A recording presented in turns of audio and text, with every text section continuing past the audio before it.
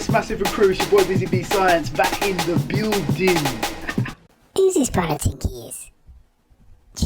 You have to apply Diver, and Diver will add, again, a little bit of white noise. It's like a little bit of noise, which then, as it goes to the lowest volume, it doesn't go all bitty. You know, like when you want a bit crusher on audio, Yeah. it goes all crunky and crackly, and that's what happens at really low volume. So again, it's one of those things where if you've got 30 stems going off in a track, each one of those is being downsampled to 16-bit from 24-bit, there's going to be a subtle bit of weird bit crush sound. It's the only way I can explain it, like simple, that it's going to have some sort of like, it's called truncate. That's what it's called. I'll send you a video on it from YouTube, and you'll be like, whoa, I never realised how important bit rates is. Do you know what I mean?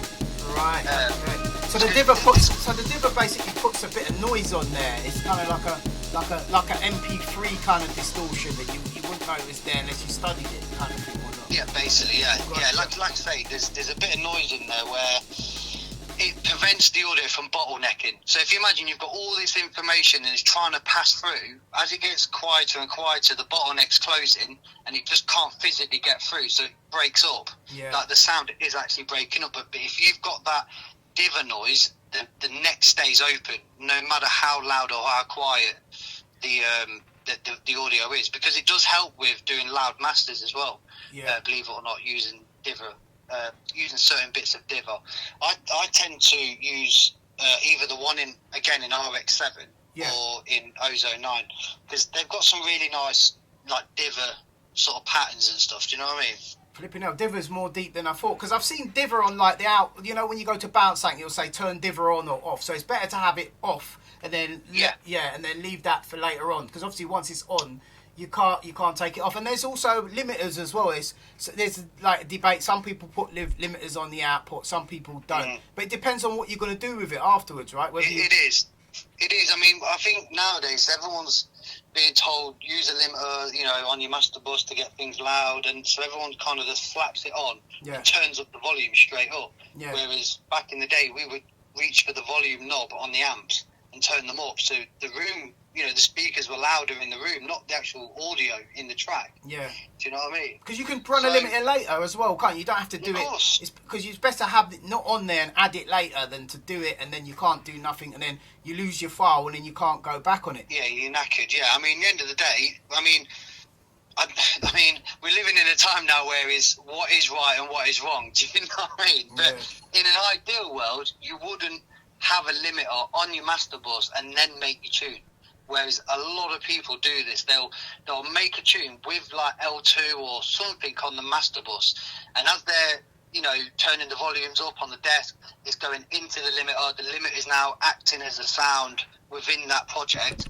They go to export it as a pre-master. I look at it and it's completely brick-walled and smashed, and I'm like, yo, can you send me it without the limiter? They take the limiter off and the mix completely falls apart. Yeah. Now, that's See what I'm saying? That's what I'm saying, because that's the whole reason, like, I thought, let me just do a little piece on not mastering and also people bouncing out tracks, because people keep sending me these tracks, right? Not loads of people, but the odd person will send me a track, and it is so flipping squashed, that smashed. You can't see no transients in the thing. It's just like it's like someone's coloured it in with a flipping pencil. And it's just it sounds terrible. So I thought, let me do a little video about mastering. Talk to a professional mastering engineer like yourself. You know what I mean? And flipping, be able to probably help people out there. But what is it? One more thing as well. I wanted to chat to you about. You know, you're saying about the leave a good headroom when you're sending the track out to be mastered, right? And you mentioned it was -16 to -18 RMS LUFS. And on my DAW, I've got like dB, and I usually bounce out about -3 dB when I send it to you. Is that roughly the same level or what? Well, I think like the -3 to -6 dB is more of a myth. You know what I mean? Rather than like, oh, that's what it has to be, because it's just easy for someone like myself to turn around to an artist and say, oh, just make sure it's -3 or -6 dB. So that way I know they're going to turn the track down. But this is where it gets complicated, because they might just go to their master bus and turn it down. Yeah. Whereas that's exactly the same as me getting the track and turning it down. Yeah. Because the master bus is after the mix, if that makes sense. It's post fade. Yeah. You know, so they ideally need to, if the mix is too hot, then they need to go back and turn the channels down within the mix. Yeah. So that is, so it's pre-fade. So it's pre the master. And doing that, you'll see that there's so much more dynamic range, there's so much more transients, and you know, obviously when it goes to a mastering engineer, they can do a lot more with it. Yeah. But with that said, when I was doing obviously my mastering courses and stuff last year, my touch-up course and whatnot, because of this is happening so frequently now, the tutor basically said, look, there's no reason why you can't turn around to the artist and say, if you've got a self-mastered or a self-loud mix, you know, like where the artist has done it themselves, ask for that, find out what limiters they've used, possibly even get a screenshot of the settings, because if they have made the track into a limiter and they remove it, it's, like I said, the track's just going to fall apart. So if we can get a snapshot of the settings of their limiter, we can replicate that sound, but put that after we've done all the processing. So we can run it through the board, or we can run it through plugins, and then go, right, that's the setting they had on their limiter, but I've tweaked it before that. Do you know what I mean? So hopefully it will sound better. Yeah. Gotcha. Well, that's deep, man. Yeah, that makes a lot of sense. Yeah. So it's basically it's about turning down all your faders, because that's exactly what I was saying. It's like you get all your faders, you highlight them as a group, and you just bring them down as a whole group, and then you put your master back to the normal level where it is, and then bounce out, because it's all about giving you more headroom, innit? It is really. I mean, it's about leaving enough headroom for obviously. It's like the gain staging. What people talk about in gain staging, it's all about like building it up. But if I've got a track which is already like we were saying, smashed, there's no room to gain stage it. Yeah. See what I'm saying? So when it goes through, like say my compressor, then into an EQ or to whatever, each unit might be adding a dB of flavour or colour, which is also classed as gain staging. Do you know what I mean? So Gotcha. the best bet is to always say to somebody, just export it at -6, mate, that'll do. But they could be exporting it at -6 with the limiter on, smashed. See what I'm saying? Yeah. So to go really deep, you know, you could turn around and say, do it at -16 RMS. Yeah. Because at least then, that's an average. It's an average over time sort of reading of the audio. So that way, if they get it down to -16, then well, either way you look at it, it's going to have some sort of movement going off in there. Yeah. So I've just got to find out where -16 would be on my one, because usually when I send it to you, I just put it at -3. But my output meter on my Renoise is measured in dB and not RMS. You see? Yeah, but I swear there's an RMS meter on there. There must be one somewhere. I'll have a look at that and see, man. I'll investigate. Yeah, have a look at it, because but yeah, this is the thing. Not everybody has a LUFS meter or a RMS meter and stuff. You know what I mean? It's a Cubase and Logic thing, isn't it? Really? Yeah, I mean, there is plugins you can get which obviously show you this, and I know Logic has a really good meter where it can show you the RMS and the LUFS, or the peak and the RMS all at the same time, and it's quite useful to know sort of like the dynamic range then of how much you're getting. But I don't know, man, like going back to what you just said about people sending tunes that are absolutely smashed, I think, you know, that's because they like stuff loud, or Well, everyone does. Let's face it, we all want our tracks loud, innit? It's just that some people, they just don't realise what the damage that they're doing to their audio by sending it. They think, you know, they're going to send me this track, wow, it's so loud. He's going to play the tune, it's going to be so loud above everyone else's tune. But really, all I'm going to do is I'm going to play it, hold my ears, pull it down, and say, bruv, sorry, mate, it's a good track, but you've got to sort the sound out on it. Because I had a couple like that last week. It was terrible. It sounded so distorted. It was like, you know what I mean? But I'll tell you something, right? When I was doing Skeletons LP, we've not just done it, but early this year we did USB Volume 2. And there was 20 tracks on there from 20 different artists. And I said to Brian at at Skeleton, I said to him, I'm going to do 5 like masters out of the whole thing. I'm going to pick 5 out of them all. I'll send them to you, send them to the artist, and we'll know like if we've got a happy medium. Because there's like such a range of drum and bass.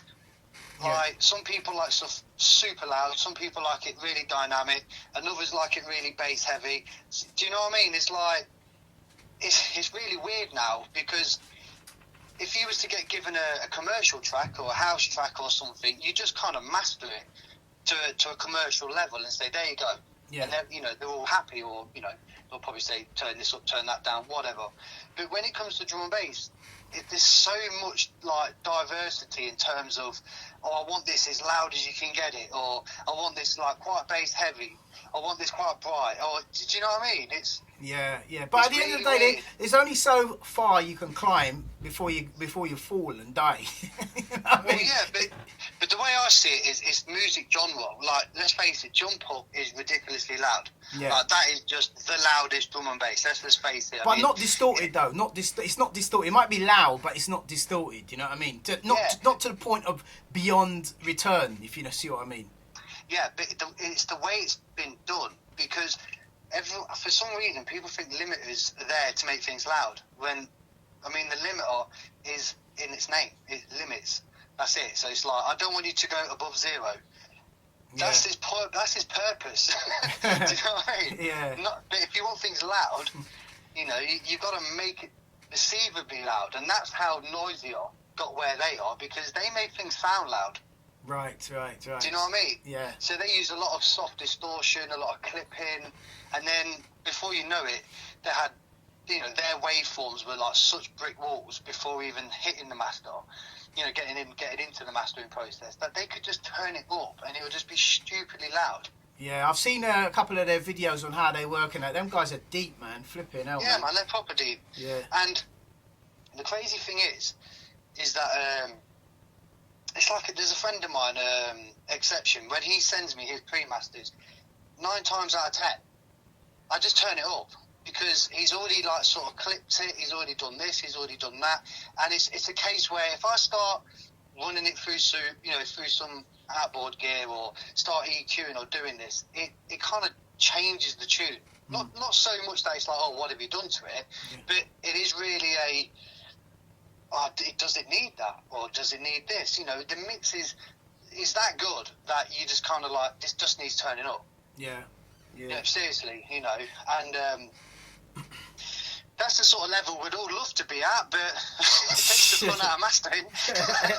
Do you know what I mean? Yeah, man. But, you know, mate, flipping, if you wanted to do like a little phone thing where we have a little conversation and record it for the whatever, you know what I mean? Or you want to edit it, get some recordings and edit it, that's cool. You know what I mean? You just let me know when you want to do it. We've already done it. I've just recorded it. What are you talking about? Oh, there you go. I like to try and catch people in the natural, mate. You know what I mean? Because like, otherwise you get in the spot and you get all woogie boogie and like, you know what I mean? You don't get the real deal, man. You know what I'm saying? The real deal.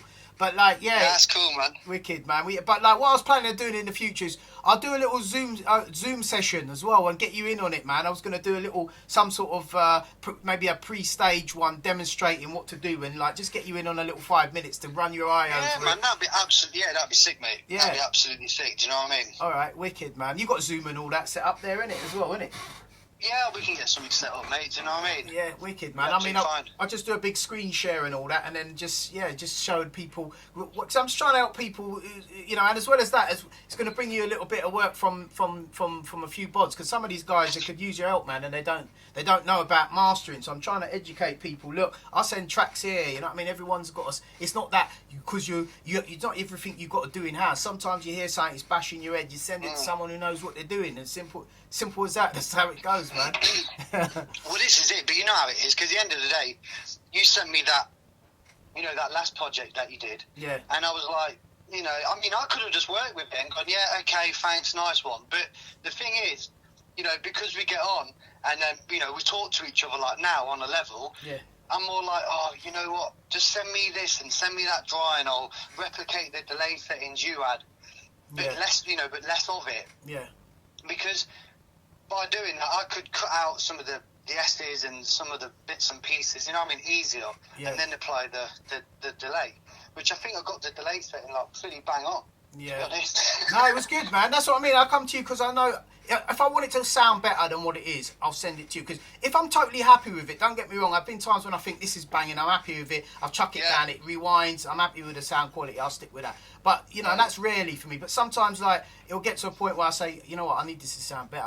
Let me send this to Daps and let him sort it out for me. And that's it. That's why I come to it. Man. Do you know what I mean? Well, I appreciate it, mate. Do you know what I mean? I appreciate that we still work together and stuff. You know what I mean? Because I know he's fucking crazy out there at the moment. Do you know what I mean? But it's all good, mate. It's all good. All right, Giz. Well, listen, I'm not going to take up too much more of your time, man. I'm gonna let you go. Yeah, no worries. All right, that's Giz. fine, mate. Yeah, well, keep me posted anyway. And yeah, I'm looking forward to hearing the video, watching the video and that. We can, dude. Speak soon.